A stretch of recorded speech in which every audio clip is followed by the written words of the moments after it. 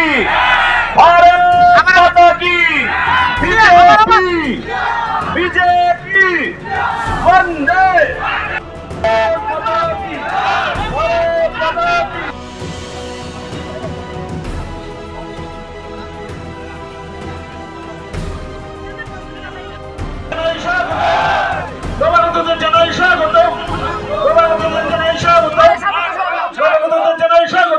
বিপ্লব 2018 তো দরকার ছিল, কারণ কমিউনিস্টরা বলতো বিপ্লব দীর্ঘজীবী হও, বিপ্লব দীর্ঘজীবী হও, আর বিপ্লব চলে এসেছিল।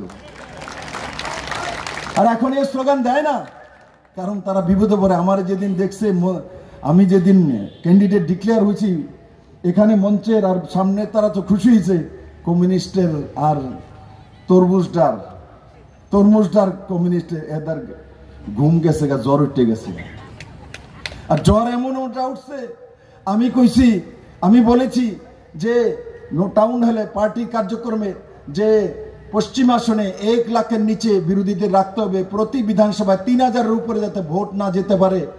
আমার নামে নালিশ লিখছে চিফ ইলেকশন কমিশনের কাছে দিল্লিতে। বিপ্লব দেব এই কথা কইছে। আরে তো মোদিও তো কইছে এইবার 400 পার, আর কংগ্রেসকে 50-এর নিচে, ওন মোদির নামও লিখবো? এটি আসলে জ্বর যেছে, জ্বর বেশি উঠলে কি কয়, মাথার জ্বর উঠতে গেলে উল্টা পাল্টা কয়। জ্বর এমন উল্টা উঠছে, 405-এর উপরে জ্বর উঠছে, এখন উল্টা পাল্টা কয়। একটা কয় দুবাইয়ে টাকা গুনতাছে, আরে টাকার মান করছো, আমি রোজগার করছি থেকে গুনে বুঝে। প্রদ্যুতের লোকে ঢিল হয়ে গেছে গা, আর দুবাইয়ে টাকা গেছে গা, গুনতাছে। আরেকটা কয় বিপ্লব দেব কেমনে কয়ে দিল আমরা 1 লাখের নিচে ভোট চাবো। বিপ্লব দেবকে তোমরা 10 লাখ ভোট দিব? বিপ্লব বিজেপি কার্যকর্তা, বিজেপির ক্যান্ডিডেট, তো বিপ্লব দেবের ভোট চাইবে না? নরেন্দ্র মোদীর জন্য ভোট চাইবে না? কি আজব দেশে গজব কাহিনী। এরা বলে ত্রিপুরাতে সরকার চালিয়েছে, 25 বছর এরা সরকার চালিয়েছে। সাংবাদিক বন্ধুরা তারা ফটো তুলছে বই পেয়ে। দেহ তাদের এই পুরনো ফটোটি বাইর করো তারা, যে এরা কেমন জীব আছিল যারা ত্রিপুরার মানুষের শাসন করছে। এই কারণে ত্রিপুরার মানুষের দুর্দশা হয়েছিল। আর আজকে মাননীয় প্রধানমন্ত্রী নরেন্দ্র মোদীর নেতৃত্বে ত্রিপুরাতে এক বিকাশমুখী সরকার তৈরি হয়েছে। আজকে ত্রিপুরাতে কেউ না খেয়ে মৃত্যু হয় না।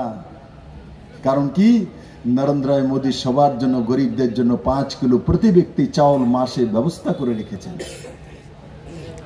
আগে কংগ্রেস কমিউনিস্টের যখন সরকার ছিল, ত্রিপুরাতে সব জায়গায় শোনা যেত এই কমিউনিস্টদের বয়ান কি ছিল, খাদ্য নেই, বস্ত্র নেই, অন্ন নেই, মা নাই, ফুলা নাই, মায়া নাই, বিয়া নাই, খাওয়া নাই, কেন্দ্র বঞ্চনা, কিচ্ছু দেয় না, কিচ্ছু করে না, কিচ্ছু পাইছি না, মানে সব নাকারাত্মক স্লোগান।